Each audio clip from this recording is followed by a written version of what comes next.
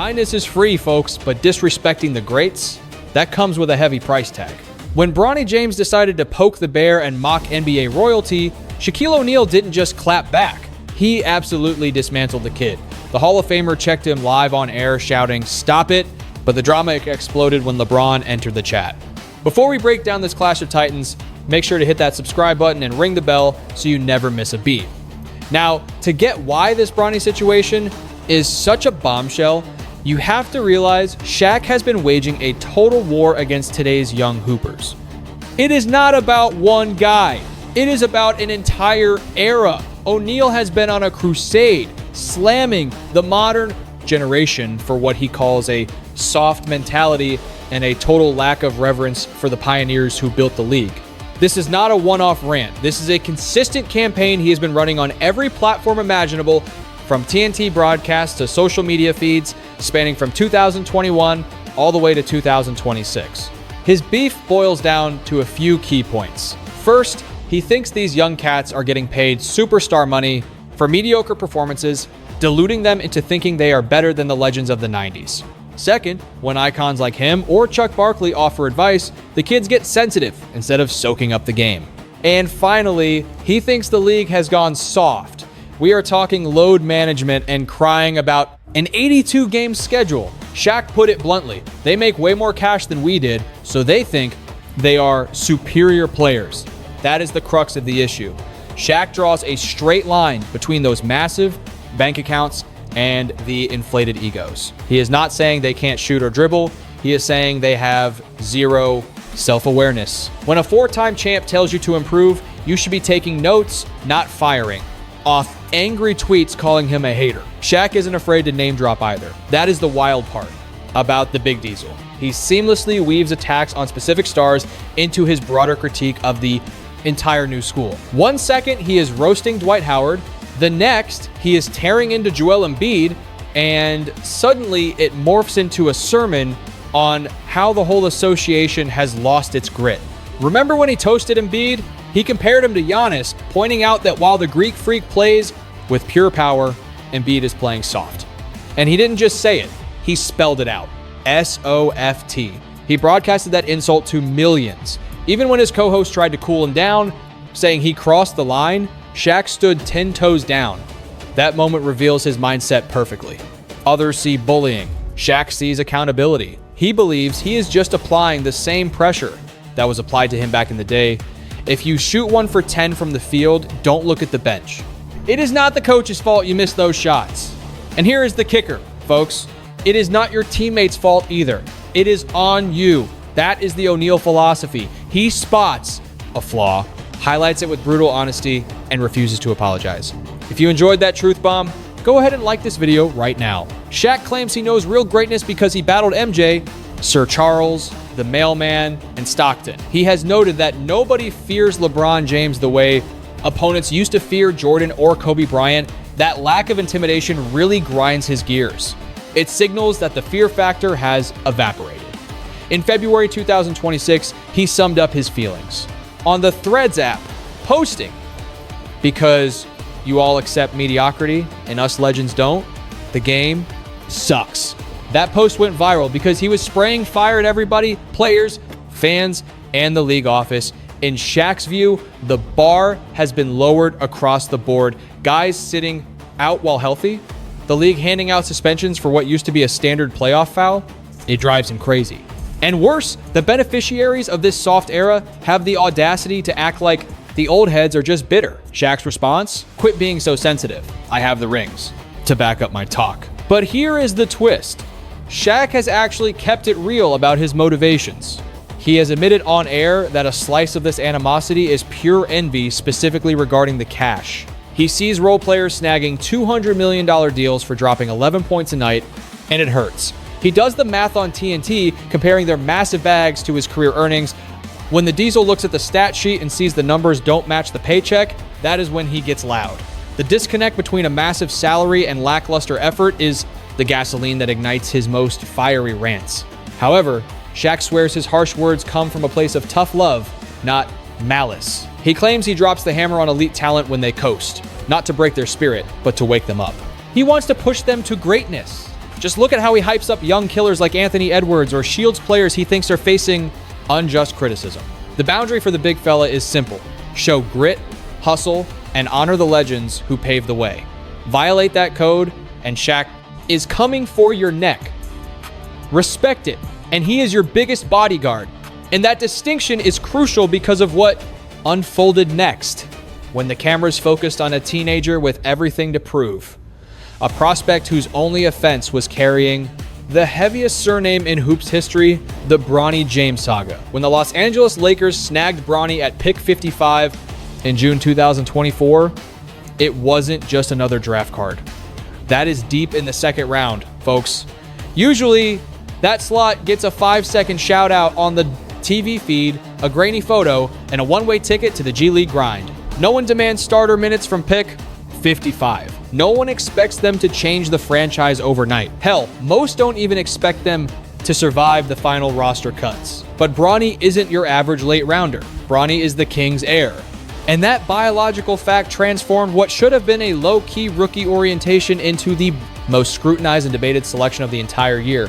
Even Shaq admitted the vibe was bizarre, noting that in all his years around the association, he had never seen the 55th selection cause such a media frenzy. He wasn't throwing shade at the kid, he was just reading the room. The only reason the world cared about that draft slot was the name on the back of the jersey.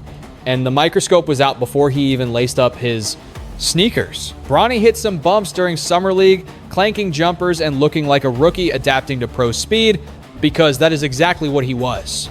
But because of his DNA, every brick broke the internet. Every quiet night became a crisis. Every pundit with a podcast had a hot take on whether he deserved to be in the building. Shaq wasn't having it. He jumped on his platform and told the critics to back off. "I need y'all to get off Bronny James's back," he declared. "That's who you need to take a break from." Yeah, that's my nephew. He dropped the nephew card. Now, they aren't sharing DNA, but in the Brotherhood of Basketball, that title means everything. It signals that the Diesel considers the James clan family, and he was ready to stand in the paint to protect the young guard. His defense was rooted in a lesson he drills into his own offspring. Pressure isn't missing a shot. Pressure is wondering where your next meal comes from. You don't need to replicate my path. That isn't just a soundbite. It's real talk from a dad whose children grew up in a giant shadow. The world wanted Sharif and the others to be the next O'Neal. Fans measured their stats against a Hall of Fame resume, and when they couldn't reach those impossible heights, critics weaponized it. Shaq has been vocal about reframing their mindset, ensuring they understand that falling short of a basketball legacy isn't a life or death failure. Real stress is financial. Survival. I tell my kids all the time. He reiterated, pressure is when you don't know where dinner is coming from. He followed up with a powerful sentiment. You don't have to be me. I want you to be better than me. And I'm not talking about as a hooper, but as a human being.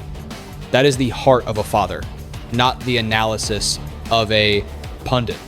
He applied that same compassionate logic to Bronny, demanding the public give the kid room to breathe without dissecting every dribble. But the big Aristotle didn't stop there. He started naming names, calling out specific media personalities who were piling on. I hope he gets his shot. I hope he makes a name for himself. But I'm sitting back watching all this nonsense. He specifically targeted Bill Simmons for suggesting the Lakers drafted Bronny as a publicity stunt. Shaq slammed the idea that they would use the kid as a gimmick, calling those comments completely unnecessary. To Shaq, the talking heads were treating a 19-year-old like clickbait rather than a person. They twisted every missed layup into a punchline and turned a roster spot into a heated debate on nepotism. Shaq, who usually loves roasting players he thinks are soft, decided enough was enough. The line had been crossed when they came for a prospect who hadn't even had a cup of coffee in the league yet. When TMZ flagged him down to ask about the drama, Shaq didn't offer a breakdown of jump shots. His message was simple. Keep grinding, Bronny. Uncle Shaq loves. That was it. No conditions, no caveats, just pure support from a legend who knows exactly what it's like to raise kids in the eye of the storm. If you respect Shaq for having Bronny's back, make sure to like and subscribe for more updates. Simply because the Big Diesel asked politely? No way. The noise hit fever pitch as tip-off drew near and the king and his heir prepared to rewrite the history books. On October 22nd, 2024, Bronny and LeBron suited up side by side for the Lakers opener. This marked the very first instance in league annals where a father-son tandem shared the court. Bronny didn't play much though, he bricked his attempts, and the fan base was instantly divided. While one camp cheered the historic moment, the other stared at the empty box score screaming that he wasn't NBA ready. Over on Inside the NBA, Shaq weighed in. He gave props to the James family for the achievement, but he didn't sugarcoat the grind. He made it clear Bronny isn't cracking the Croots, starting 5, and likely won't see the second unit soon either. His advice?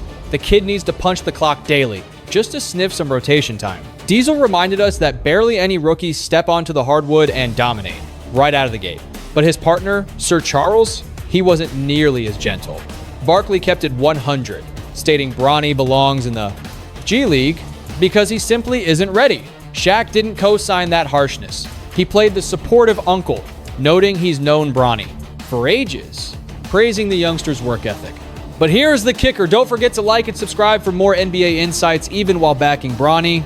Shaq couldn't detach this specific scenario from his crusade against the modern game. The guy who tells a whole generation that they are settling for average was now witnessing the most scrutinized rookie struggle on national TV. Every missed shot became ammunition for the public, even if not for Shaq, directly proving that these new kids can't survive the fire the legends did. Bronny turned into the face of a controversy he never signed up for. This brings us to the core contradiction in Shaq's stance. This is where things get sticky and where the drama really heats up. Shaq protected Bronny the person, calling him nephew and telling the press to chill out. He sent good vibes both on and off air. Yet, simultaneously, O'Neal was pushing a narrative loud and clear across every microphone he could find that Bronny's entire peer group is charm and soft, entitled, and disrespectful to the OGs who paved the way. Now, in Shaq's head, these two takes fit together.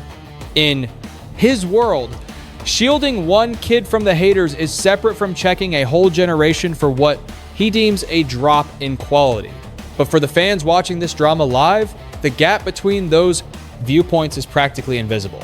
If you spend years preaching that modern hoopers crumble under criticism, that they are too sensitive and okay with being average, and then you have a rookie facing more heat than any teen should handle struggling on the big stage, the dots connect themselves. Shaq didn't label Bronny soft. He never claimed Bronny disrespected the greats. But the climate Shaq cultivated where every youngster is, judged against the ghost of the Jordan and Kobe eras, that very climate made Bronny's uphill battle even steeper.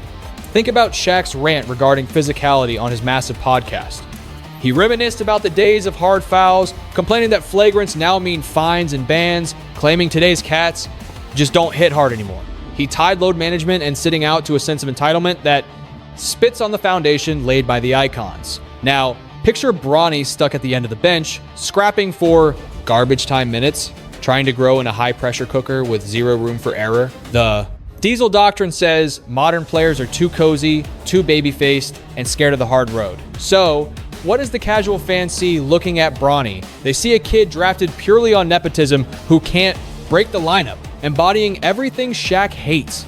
Even if the big man himself swears, that's not the vibe. Need proof? Look at the Rudy Gobert clash on Inside the NBA. Shaq dedicated a whole segment to denying Gobert's status as a top-tier talent, ignoring the man's multiple defensive player of the year trophies. He was yelling, "No, he isn't one of them! Stop it! Hey, stop!" The crew fired back, calling him out. "You're hating, man! You are a hater!" That's a DPOY winner. But Shaq stood his ground. His definition of greatness is anchored in a bygone era, a brutal play style, and the physical dominance he personally owned. When a guy like Gobert, a defensive specialist who isn't dropping 30 a night, bags $200 million, Shaq views it as proof that standards have plummeted. And when he broadcasts that take, he isn't just targeting Gobert, he's constructing a rubric that every rookie gets graded on. All you cats out there, if you can, do what he does, you can get 200 mil. That jab was aimed at an inflated market, folks. But listen closely, because the message being broadcast to every rookie, Bronny included, is loud and clear. It screams, that paycheck in your pocket doesn't prove your worth. You haven't earned our respect. Your soft era can't hold a candle to ours. Shaq doubled down on this mindset during his podcast, tackling the controversy around Michael Jordan's stats. When a data expert claimed that 1980s home scorekeepers might have padded MJ's numbers, Shaq wasn't having it. His reaction? Pure denial. He tossed the analytics right out the window. Did these guys actually watch the games? Because I was there watching them, he argued. I'm not about to let some nerd calculations change what I saw. Before we dive deeper, make sure to smash that subscribe button. He refused to even entertain the evidence or the math. He simply insisted that the history books are written, the stats exist. No one gets to go back and rewrite them. Did they cook the books a bit at home? Sure, but who cares? It's done, Shaq implies. It is documented. If you want to impress me, invent a time machine. This reveals exactly how the Big Diesel views basketball history. The past is sacred. The records are permanent. The legends are gods. And any modern player or math whiz who questions that glory is wasting their breath. In Shaq's eyes, criticism is a one-way street. It flows from the legends down to the new school, never up. That is the core conflict. Shaq wants to shield Bronny from the heat, yet he demands the right to tell every other player Bronny's age that they aren't tough, humble, or respectful enough to the player, OGs who built the league. He doesn't see the hypocrisy there. But you know who does? LeBron James. Let's look at LeBron's countermove. LeBron has worn many hats in his legendary run. He has been the king of the court, a 4-time ring winner, a business titan, and a cultural force. But when the conversation shifts to Bronny, LeBron drops every other title for the only one that matters, dad. And dads defend their own. This protective streak kicked into high gear way before draft night. Back in March 2023, LeBron hit Twitter claiming Bronny was already better than half the cats on League Pass. That was classic Bron, using his massive megaphone to hype up his blood and clap back at anyone who dared to doubt the kid. That wasn't a scouts report. That was a proud father talking. Speaking of support, hit like if you back your family.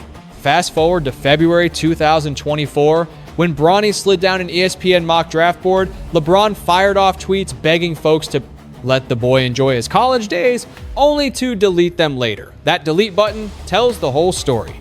LeBron knew that engaging with every critic would only add fuel to the fire, but he couldn't stop himself. The instinct to guard his son totally overpowered the strategic genius he usually shows. After the draft and those rocky summer league games, LeBron sat down with ESPN and laid it all out. He insisted that the public simply didn't get Bronny. He claimed his son ignores the noise, doesn't give a damn about the haters, and is actually the chillest guy in the room, the total opposite of his old man. He even took to Instagram, telling Bronny to block out the hate because these strangers don't know the real him. But as the regular season tipped off and the noise got louder, LeBron's defense switched from cryptic captions to full court pressure. He publicly stated that if you actually met Bronny, you'd feel terrible for judging him. He highlighted the insane weight of the James name, the relentless trolls, and the constant comparisons. He pointed out that he never had to battle that specific toxicity during his own rise. And then came the flashpoint that turned this simmering tension into the biggest story of the showdown with Stephen A. Smith. In January 2025, Stephen A. went on First Take and practically begged LeBron to stop setting Bronny up for failure. He argued that shielding him was actually exposing him to more heat. Smith said the quiet part out loud, "Everyone knows Bronny is in the league because of his pop. It was the sharpest, most brutal accusation of nepotism yet." And LeBron took names. On March 6th, 2025, during a Lakers-Knicks game, LeBron marched right up to Stephen A. courtside. The cameras caught LeBron delivering a very colorful message to keep his son's name out of his mouth. This wasn't a debate about box scores or rotation. Minutes. This was a father drawing a line in the sand on national TV, telling a media giant that his family was off limits. Stephen A. later confirmed on his show that LeBron wasn't talking as a superstar. He was talking as a daddy. And that distinction is everything. LeBron wasn't using his GOAT status to win an argument. He was using his parental authority because he had heard enough. Bronny eventually spoke up too. In a chat with The Athletic around March 2025, he said he hears the trash talk but lets it flow in one ear and out the other. If you enjoyed this breakdown of the James family saga, don't forget to like and subscribe for more NBA drama. That is the buzzer beater on this story. Actually uses that negativity as fuel, leading people to believe he is some kind of machine. But that assumption is where it gets interesting. The public sees a kid who never cracks, maintaining a poker face through the chaos, and they figure he is just numb to it all. But Bronny was telling the world that he feels every single bit of it. The difference? He refuses to let those emotions drive the bus. Bronny broke down that composure after sinking his first bucket back in Cleveland, the very arena where his dad built half his legacy. He admitted it was absolutely wild, way more intense than he expected, honestly. But he said it was nothing but love. He confessed that the moment was totally insane. He took a beat before dropping a pretty revealing truth. He called it a nice moment, but admitted the chants from the crowd really got to him. He said he kept his face stone cold, but internally, he felt it all, and it felt incredible. Stone cold on the outside, feeling everything on the inside. That sums up Bronny perfectly. And LeBron, watching from that same hardwood, viewed it through a father's eyes. He feels his son is handling that spotlight better than he would have back in the day. You know, facing 20,000 fans, screaming your name just to check into the game. LeBron honestly said he is not sure if he could have managed that level of pressure at that specific age. Think about that. This is LeBron James, a guy who has shouldered more weight on a basketball court than arguably anyone walking the planet, admitting his 20-year-old son might have a tougher skin than he did. And hey, before we continue, if you are enjoying this breakdown, make sure to smash that like button and subscribe to the channel. Now, LeBron said when that roar burst, he might have crumbled. This isn't just a proud dad hyping his kid. This is a veteran who has lived over 2 decades under the microscope, realizing his son is navigating a totally different beast and doing it with a calmness that actually shocks him. Now, let's look at the bigger picture. This narrative is not really about Shaq versus Bronny. Honestly, it isn't even about Shaq versus LeBron. It is about a massive generational divide, splitting professional basketball and sports at large. It is a war between the architects who built the league and the heirs who inherited it.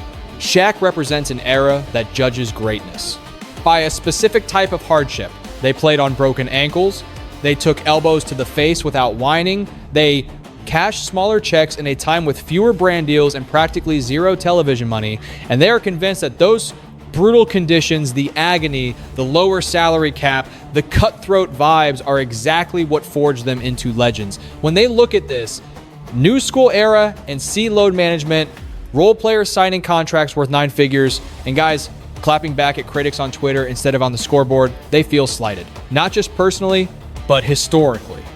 They feel like the blood and sweat they poured in is being trivialized by a generation that reaps the rewards of that labor every single morning. Shaq has never been one to whisper his opinions. Whether it is on his podcast, the TNT broadcast, or social media, if there is a microphone, he is hammering the same. Point home. The modern NBA is soft, the physicality is gone, and the reverence for history is missing.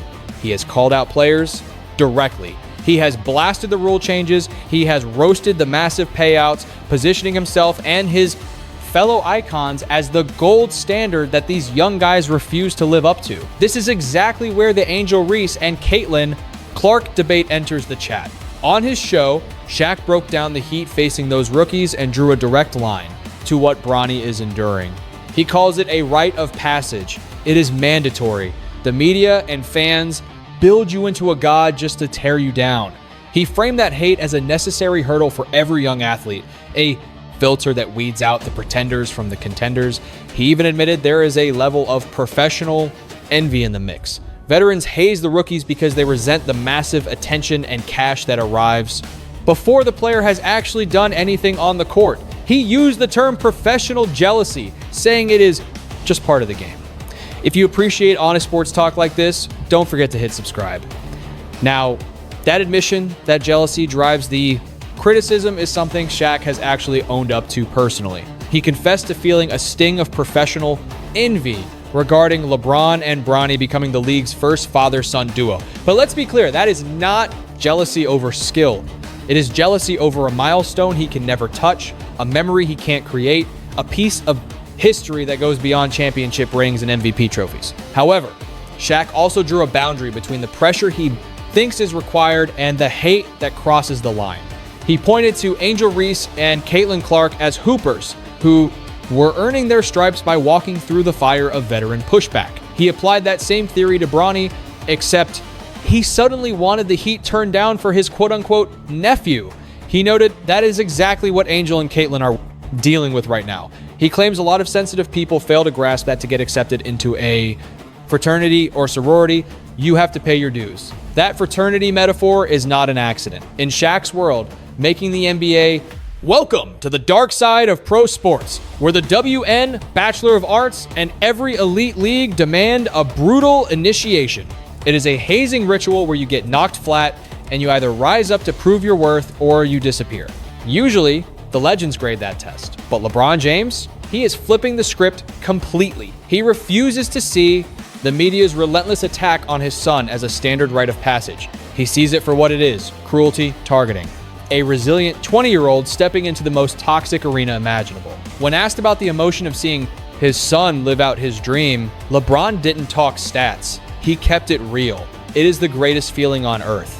We all know that spark when kids first start dreaming big. If you support chasing dreams, smash that like button. LeBron opened up about how he and Savannah paved the runway for their kids, backing them through every turbulent. He emphasized that from day one, his younger son made it clear. The love for the game of basketball is the only thing that matters.